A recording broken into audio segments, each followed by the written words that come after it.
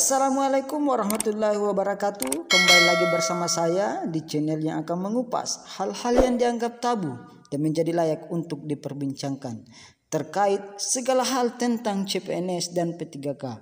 Semuanya akan dikupas secara tajam, setajam pisau dapur.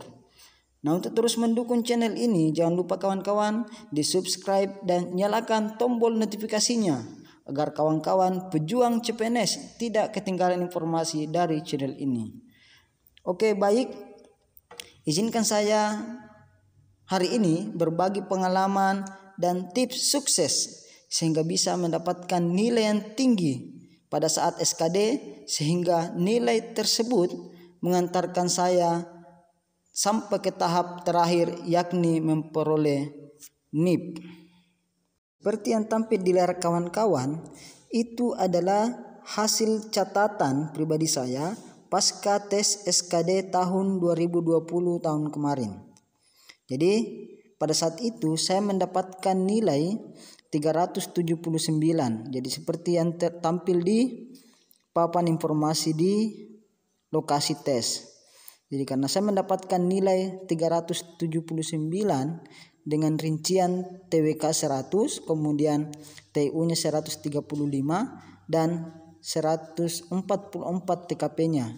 Dengan perolehan seperti ini, jadi saya sangat bersemangat.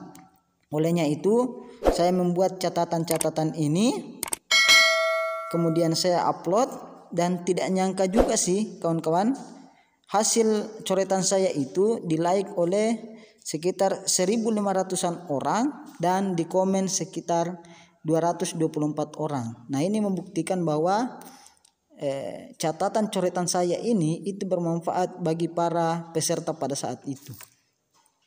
Ya, nilai saya tidak tinggi-tinggi amat teman-teman dibandingkan yang tes beberapa hari setelah saya. Tapi yang namanya tes di hari pertama yang belum mendapatkan bayangan soal SKD, menurut pikir hemat saya, nilai yang saya peroleh ini boleh dibilang cukup lumayan. Jadi langkah teman-teman yang pertama yang harus kalian lakukan ialah pastikan pikiran tetap tenang, rileks, dan disertai dengan banyak berdoa teman-teman. Melalui doa yang kita panjatkan ini, kita berharap segala kesulitan yang kita hadapi, segala tantangan yang kita hadapi itu bisa kita lewati dengan mudah. Nah, langkah kedua, pada saat kita sudah berada di kursi masing-masing, sebelum menginput NIK, nomor peserta, PIN peserta, dan PIN sesi pada layar komputer, usahakan menulis semua abjad huruf dari A sampai Z di kertas buram yang telah disiapkan oleh panitia. Hal ini dilakukan mengantisipasi kemungkinan soal deret huruf di TU muncul supaya efisiensi waktu tetap maksimal. Jangan sampai pada saat di TU muncul soal deret, kita baru memulai menulis huruf dari A sampai Z. Makanya ini langkah yang harus dilakukan supaya efisiensi waktu tetap maksimal. Jadi begitu kawan-kawan ya.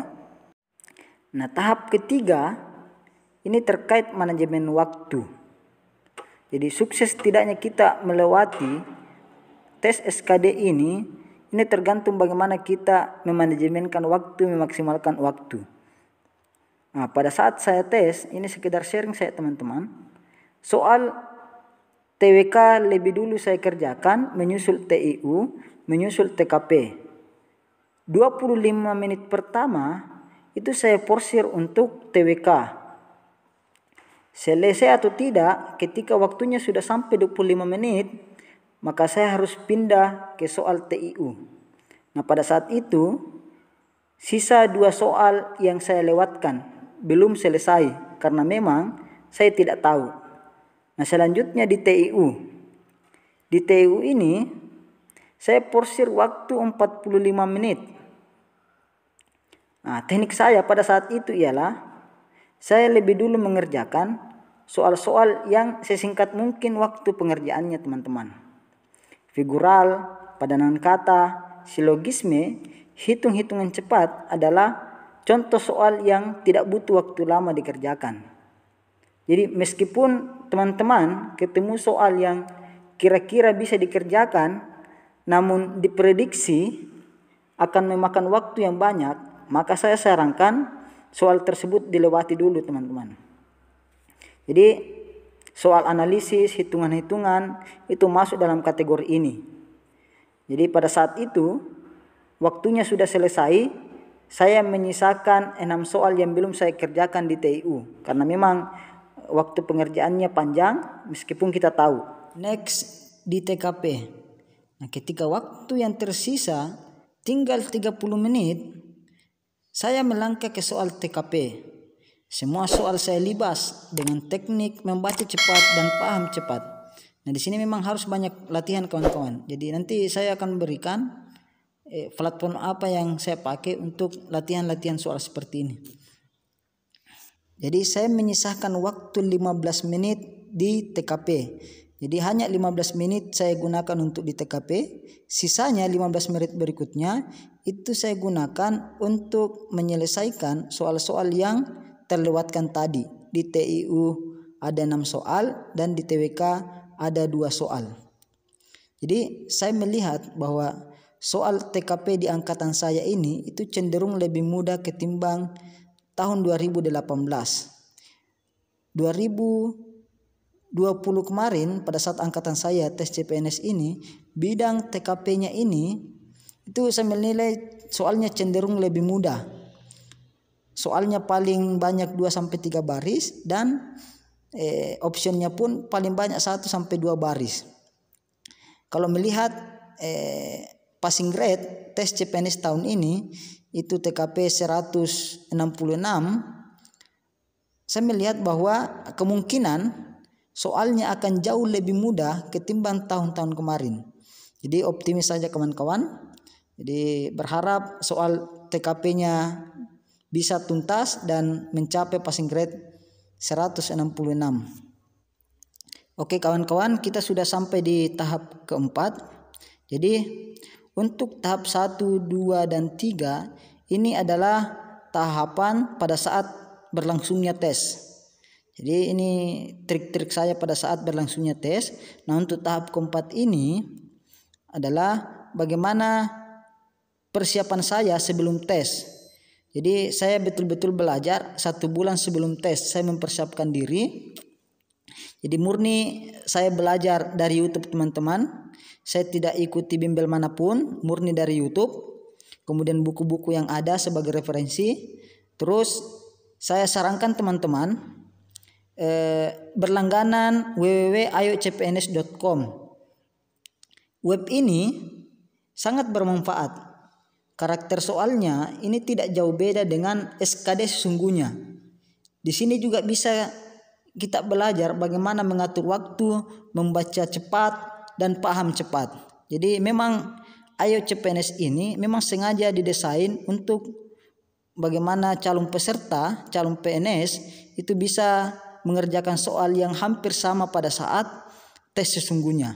Jadi saya sarankan kawan-kawan berlangganan dengan Ayo CPNS ini sesuai dengan budget yang kawan-kawan miliki dan memang sangat bermanfaat. Saya terus terang sangat dibantu dengan ayocpns.com ini. Terus selanjutnya ialah saya sarankan kawan-kawan, teman-teman juga ini download soal-soal yang dari Pak Anang. Di sini saya banyak belajar tentang soal-soal analisis, silogisme. Di situ Pak Anang menjabarkan dengan mudah meskipun soal tersebut sulit dipahami kawan-kawan. Jadi ada trik-trik jitu yang dibahas oleh Pak Anang ini supaya kita bisa mengerjakan soal dengan tepat, kemudian tidak butuh waktu lama untuk mendapatkan jawabannya. Jadi saya pikir cukup teman-teman. Inilah berbagai tahapan yang saya lakukan pada saat tes CPNS 2020 sehingga mampu mendapatkan nilai 379. Dan perlu juga saya tekankan di sini kawan-kawan, teman-teman juga bahwa pada saat mengerjakan tes SKD jangan pernah berlama-lama di satu soal. Kalau memang soal itu agak lama dikerjakan, maka langkai saja, cari soal yang cenderung lebih mudah untuk dikerjakan. Ini lagi-lagi menyangkut manajemen waktu. Jangan sampai waktu kita terposir di situ untuk satu soal, sementara di tempat yang lain, soal yang lain ada banyak soal yang lebih mudah kawan-kawan. Jadi saya pikir demikian. Semoga bermanfaat teman-teman pejuang CPNS, teman-teman pejuang NIP. Ini hanya sekedar berbagi pengalaman. Saya yakin dengan persiapan yang lebih matang, ini nilai teman-teman akan jauh lebih baik dari saya. Jadi saya doakan teman-teman semoga perjuangan kawan-kawan teman-teman itu sampai pada penerbitan nomor induk pegawai. Sekian dan terima kasih. Jangan lupa di subscribe, di like, share, and comment supaya teman-teman yang lain juga mendapat manfaat dari keberadaan channel ini. Sekian dan terima kasih. Wassalamualaikum warahmatullahi wabarakatuh.